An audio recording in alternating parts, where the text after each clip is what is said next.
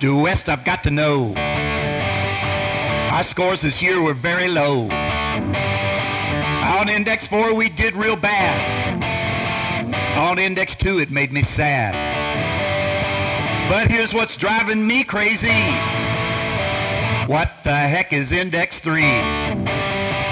Should I stay or should I go? Can't they make this stuff easier? Whatever happened to just passing the test? I'm gonna become a barista at Starbucks. At least you can tell what the difference is between a good or a bad cup of coffee. Good night. Give me a break.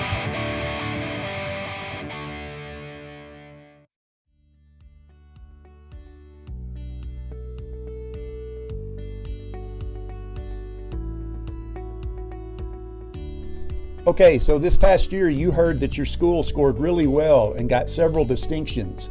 In fact, you did really well on Index 3. Congratulations. What the heck does that mean?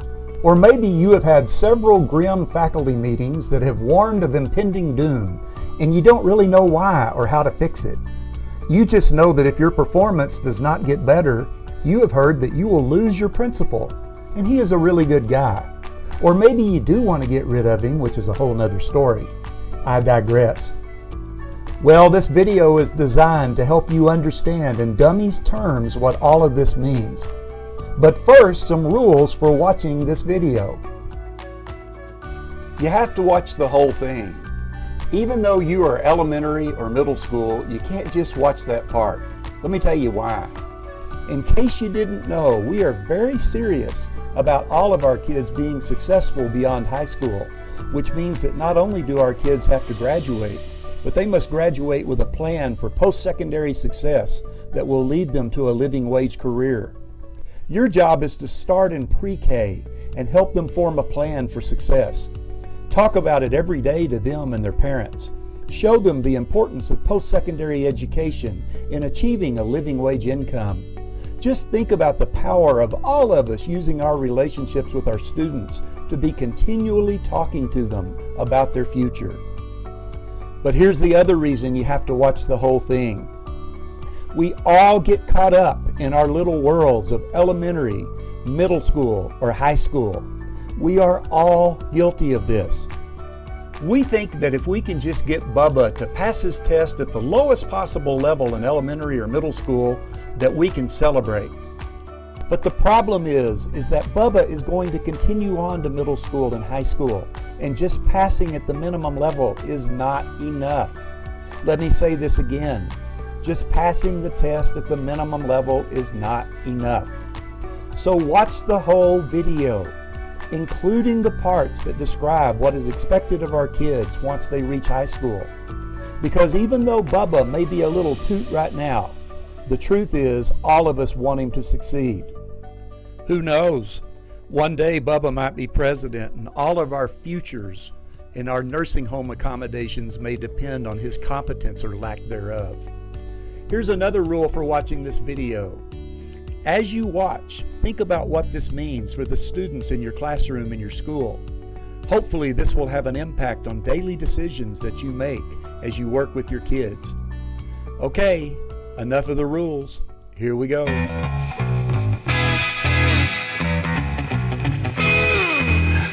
me tell you about the 4 indices, cause they're always on my mind.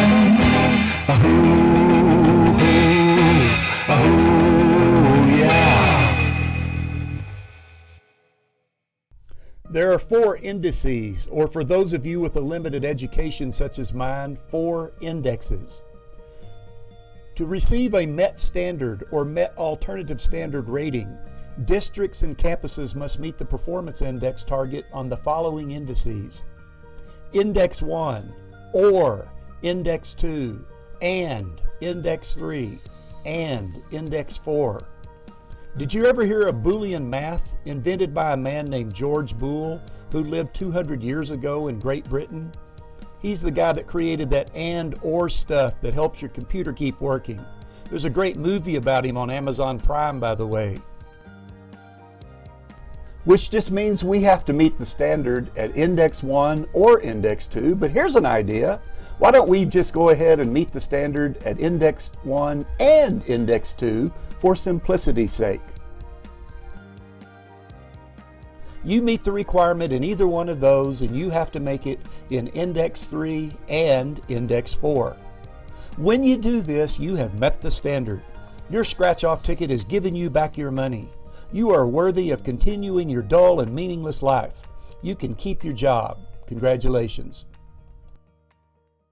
It's Index 1, it's the easiest of all. All they gotta do is pass and then they walk right down the hall. It's Index 1, it's Index 1, it's Index 1, it's Index 1. Index 1, so easy, it's a lot of fun. It's Index 1. Index 1 is just about passing the test at the lowest possible level. This is called the Level 2 Satisfactory Standard. If a student doesn't pass, it's referred to as Level 1 Unsatisfactory, and we really don't want to talk about that. Okay, you passed. Wow, that used to be the thing that got us really excited. However, no more. Look at it this way. Level 2 Satisfactory Standard is the lowest possible expectation. It's kind of like breathing. I mean, we expect you to. It's kind of like you ran the marathon and finished, but you ran so slow that everyone had packed up and gone home by the time you crossed the line. We're not downplaying what you did. You finished, just not very fast. You get my point? Also keep in mind, as you see on this chart, the minimum standard keeps going up each year by about 2 questions. So even if you were barely breathing last year and passed the test, you have to breathe a little faster with each passing year. So, how do you get your score on Index 1? Well, it's really pretty simple. You take all of the tests given on your campus, you take all of the tests that are passed, you divide it by the number of tests given, round the result to the nearest whole number, and voila, there's your score. Now, there will be a few kids that won't count, but we're not going to deal with that during this part here. For Index 1, it's kind of like you're Steph Curry and you took 50 shots and you hit 30 of them. Therefore, you made 60% of your shots, or at least you did if you're as good as Steph Curry. Now here is an actual report from a school showing Index 1. The whole school took 251 reading tests and they passed 184 of them. They took 252 math tests and they passed 216 of them. They took 86 writing tests and they passed 50 of them. They took 78 science tests and they passed 55 of them. Since this is an elementary school, they don't take social studies. In fact, they don't even teach social studies. Just kidding. But they took none and they passed none. So you add up all the tests and all of the passes. Divide the passes by the number of tests, which gives you 75.7%, and round it to 76, and there you have your score for Index 1. Isn't this simple? Don't you wish that the whole accountability system was this simple? A kid passes, great. A kid doesn't pass, put them down the garbage chute like that girl in the Charlie movie. Unfortunately, it's not that simple and you know it. Don't ever forget, this is the lowest level of accomplishment and the score keeps going up every year by about 2 questions. So how does this affect you now? Be sure that when you give assessments, you are determining who is at least passing at this lowest level. To determine what is a passing score, you can look at TEA's raw score conversion tables. This won't be completely accurate, but it will put you in the ballpark when it comes to knowing what percentage a student needs to make in order to be at level 2 satisfactory on your assessments. They even give you a chart in which you can see scale scores from last year. Here's a great resource from the folks at Lead Forward. This chart shows you not only the scale score, but also the percentage needed to barely pass, or to reach the promised land of those other levels at the top. But hey, what about this resource? We made this for you at the ESC because we at the ESC love you. This will give you a reasonably good idea of what scale scores are in terms of percentages. All of these are attached, but here's a caveat. None of these are perfect, and TEA can change their minds in a heartbeat. Now, what score do you need in Index 1 in order to survive? For the district as a whole and for each campus individually, whether elementary, middle, or high school, the target score is 60. So just be Steph Curry and you are okay. Just remember, the kid who barely meets the minimum standard in 3rd grade is not destined for great things by the time he or she gets to high school. So get that kid now. Oh, Index 2. Oh, Index 2. Oh, Index 2, baby, I love you. Index 2.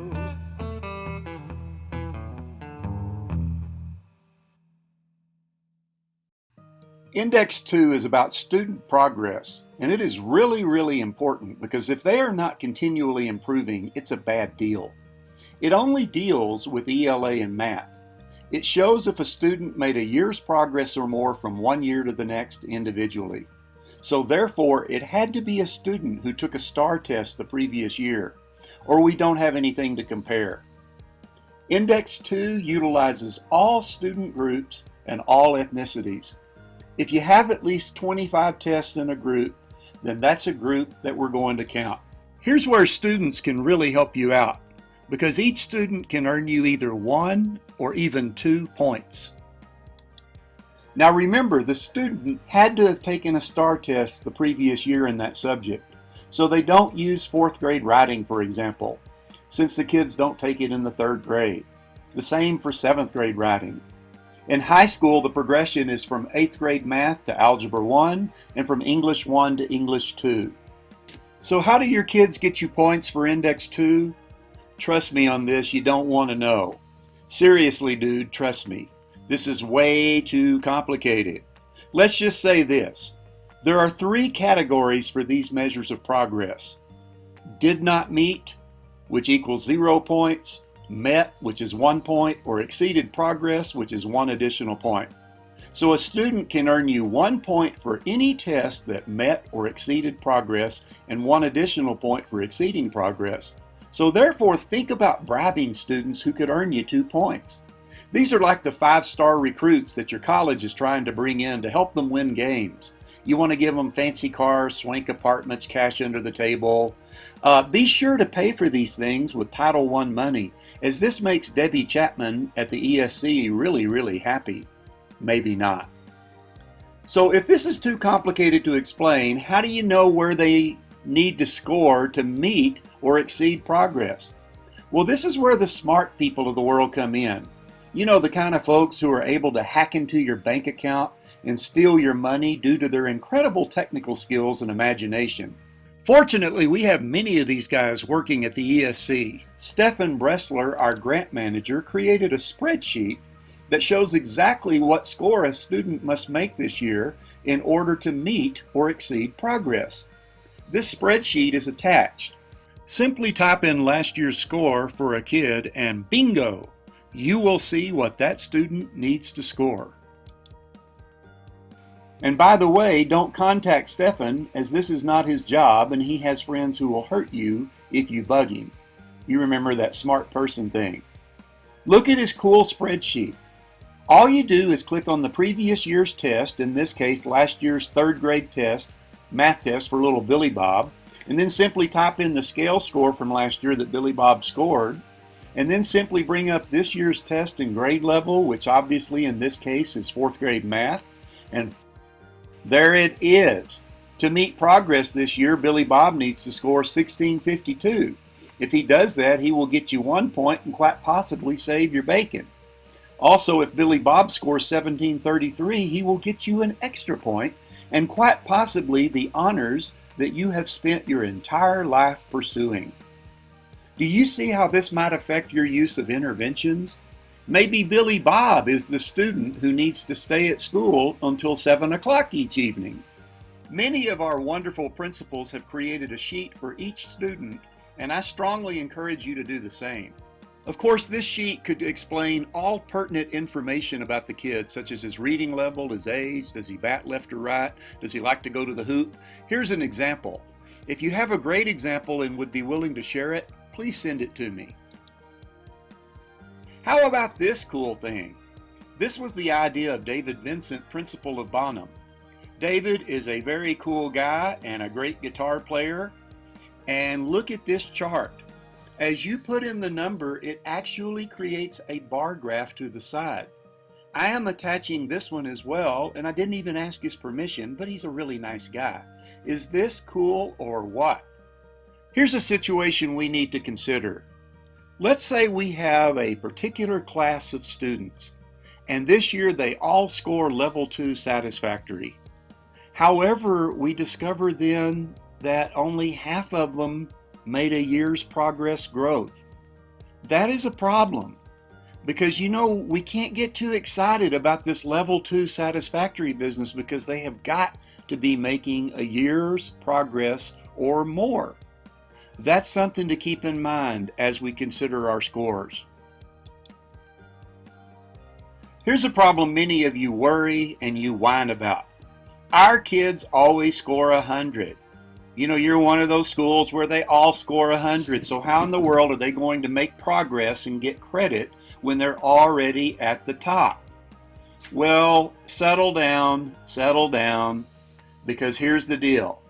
Any student who scores a perfect score or just misses it by 1 or 2 is automatically granted exceeded progress status, which is similar to be given an upgrade at a fancy hotel with a jacuzzi, spa privileges, etc. So just relax. And on the other hand, any student who performs so poorly that it looks like they guessed, well, they're automatically assigned did not meet status, and their hotel status, well, just imagine for yourself.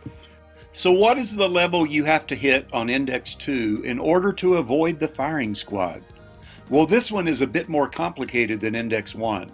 The target for Index 2 is based on the reality, or dare I say, the hope, that some schools are simply going to perform terribly when it comes to student progress.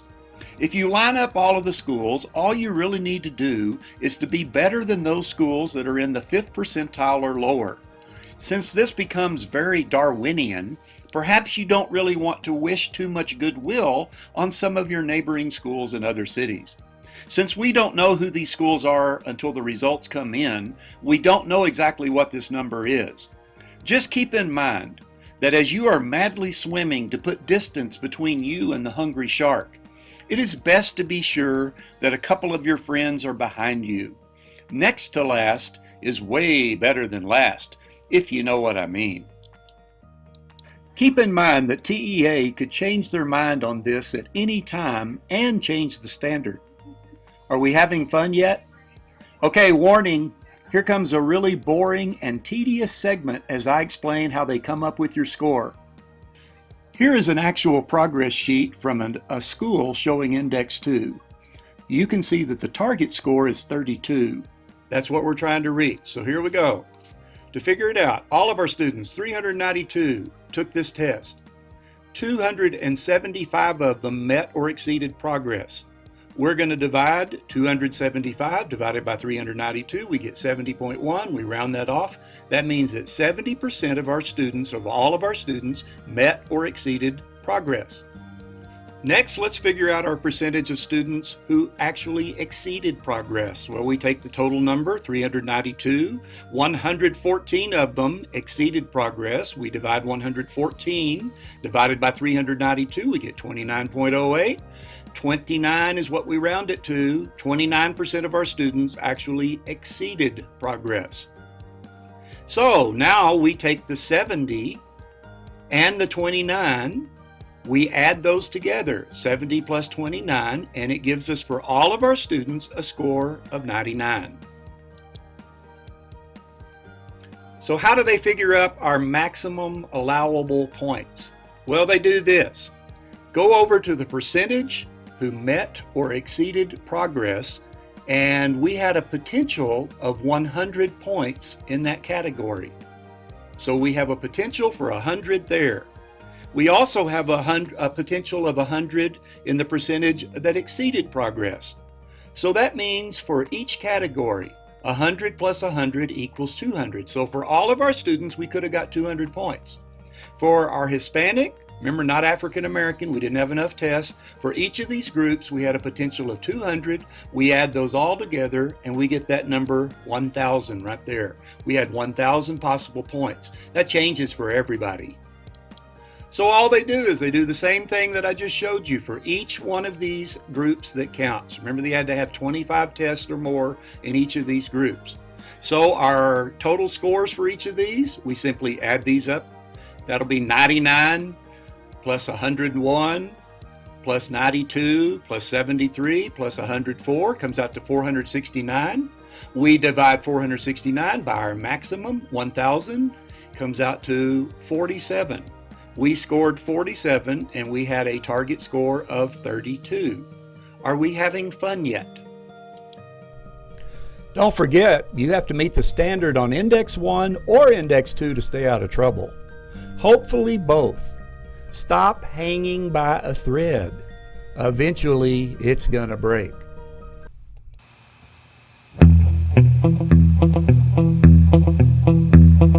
Index 3 is coming, it's coming around the bend.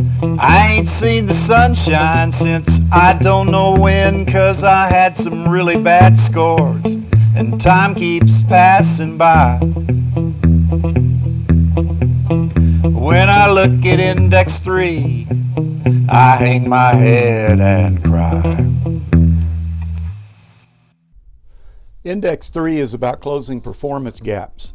It concerns the academic achievement of economically disadvantaged students and the two lowest performing racial or ethnic student groups from the previous year in reading and math.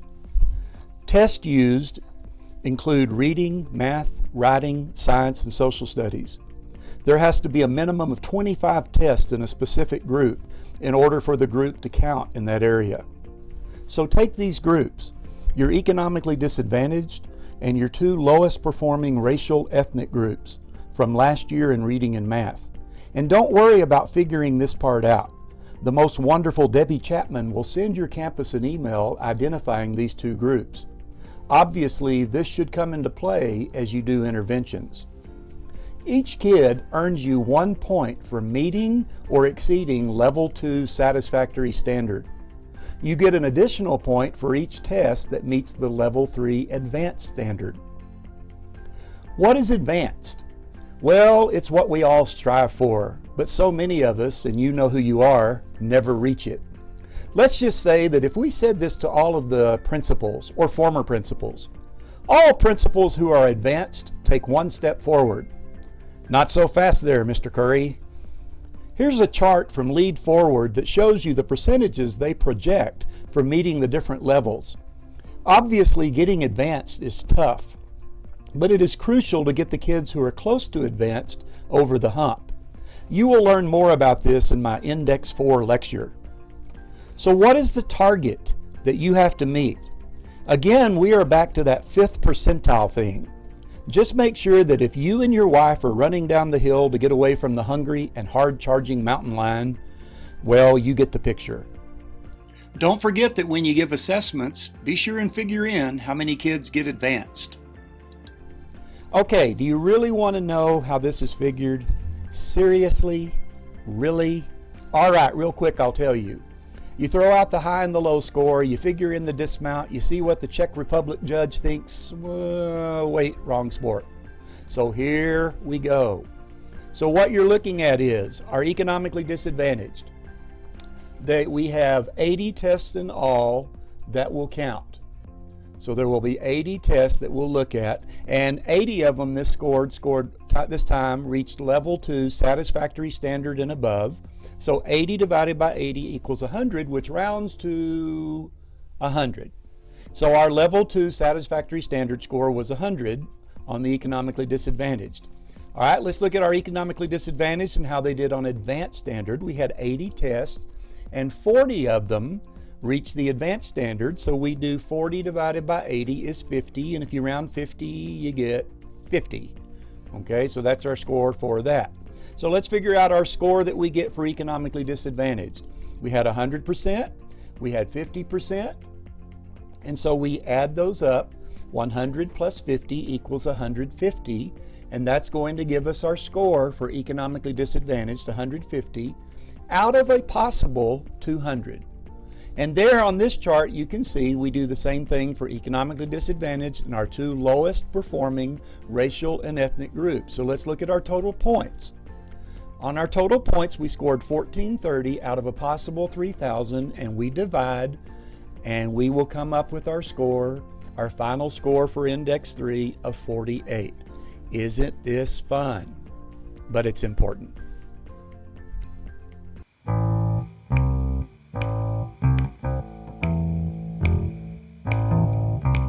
Index 4 is most important, cause it's why we do what we do. They gotta get the skills for living, so that they can be successful too. Index 4, I love you, yes I do. Okay, really pay attention to Index 4. Do you hear me? Really pay attention to this one. Index 4 is about post-secondary readiness. Now, if you think that post-secondary readiness is more about high school, think again. If you have children, you didn't wait until your child turned 13 before you started teaching him how to act, did you? Well, maybe you did from what I witnessed last week at the mall, but I digress. Post-secondary readiness begins in elementary and middle school, and Index 4 gets that. And if we don't do our jobs in elementary and middle school, the high schools don't have a chance. Kids either drop out or they graduate with no chance to continue their education toward getting a living wage income. In other words, they are doomed to live in poverty. For elementary and middle schools, Index 4 is all about STAR. For the high schools, Index 4 includes a whole bunch of stuff, including the kitchen sink. But I told you, you have to learn this even if you aren't in high school so that you know what our kids face. In elementary and middle schools, Index 4 is the number of students who score at or above on final Level 2 post-secondary readiness standard on 2 or more tests. Students tested in only one area are required to meet the post-secondary readiness standard on that assessment for credit for Index 4. Racial or ethnic groups count as a subgroup if there are 25 or more tests taken in that group. So each kid in elementary or middle school can earn you 1 point by hitting this standard on at least 2 tests. Are you ready for the high school standard? Well, hold on to your hat. The testing stuff I just mentioned, which in high school refers to the EOC test, these EOC tests only make up 25% of the total equation. So another 25% is the graduation rate.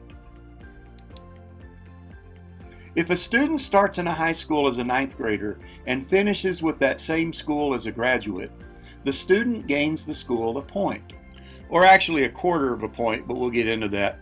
If they drop out or get a GED, no. If they transfer to another school for good, they don't count one way or the other. The ones who count for points are the ones who successfully complete the requirements for graduation within a specified time frame. But this is only 25% of the total picture.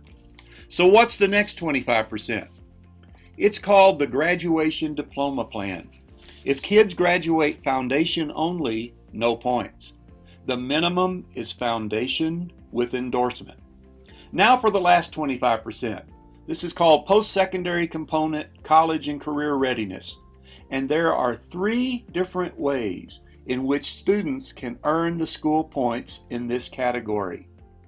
The first way, if a student meets or exceeds the TSI, the Texas Success Initiative criteria in both ELA and math, and does so on the SAT or the ACT, then bingo, they've earned you a point, or a quarter of a point, since this is only a portion of the whole thing. If a student completes and earns credit for at least 2 advanced or dual credit courses, remember as a junior or a senior, then bingo, a point or a quarter of a point, you know what I mean. The third way that the student can earn you a point, I mean a quarter of a point, is this complicated or what? Is the student enrolled in a coherent sequence of courses in career and technology? If so, then the student can earn the school a point. Well, a quarter of a point, well, you know what I mean. Now, why do people in elementary and middle school need to know all of this? Are you ready? Let's take that last part. You know, the coherent sequence thing for CTE, career and technology? Do you know when students are choosing their course of study? It's when they are in the 8th grade, in November, when they are still in middle school, complete with middle school brains. What about this one? Did you know that if the kids are not scoring final level 2 post-secondary ready as an elementary or middle school student, then they basically have 0 chance of passing the TSI at the level required, which means they will never be post-secondary ready. And they are even raising the TSI standard as we speak. What does this mean for elementary and middle schools? Well, if they're not passing at these higher levels, we've got to have better Tier 1 instruction at the rigor that they need. And they need interventions, and they need to be in tutoring. They need the extra stuff. It's not good enough to just pass.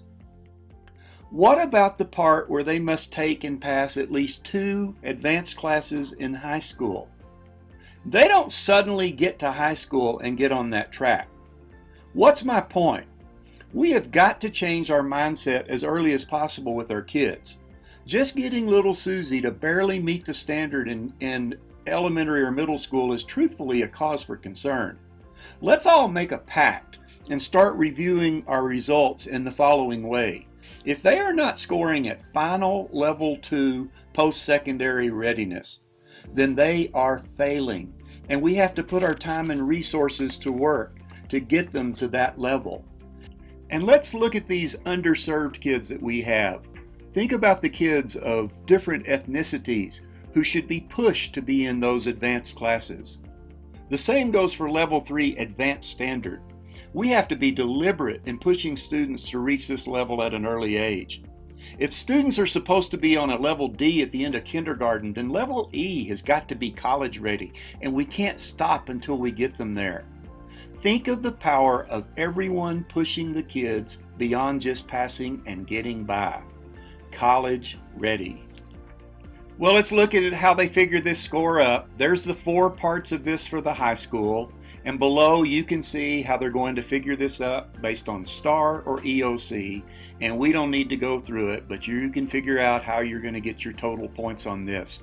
But an important thing to realize, make this a part of your assessments that you're giving. How many kids do you have that are scoring at final level 2? We need to be thinking about that at all times. And again, a wonderful resource for this is your lead forward chart that tells you what does it take to score at final level 2 or advanced. This enables you to use this language on your assessments, your daily work, whatever.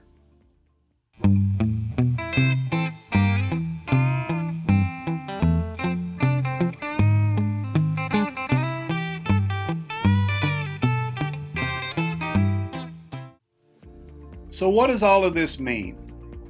Well, it means this. You need to know this about all of your kids, like this little guy right here. You need to know the answers to these questions. What did he score last year? What does he need to score this year to be level 2 satisfactory? What does he need to score this year to be final level 2 post-secondary ready? What does he need to score this year to be level 3 advanced? What does he need to score in order to meet a year's progress? What does he need to score to exceed progress? Should we have him in a different course of study? What interventions?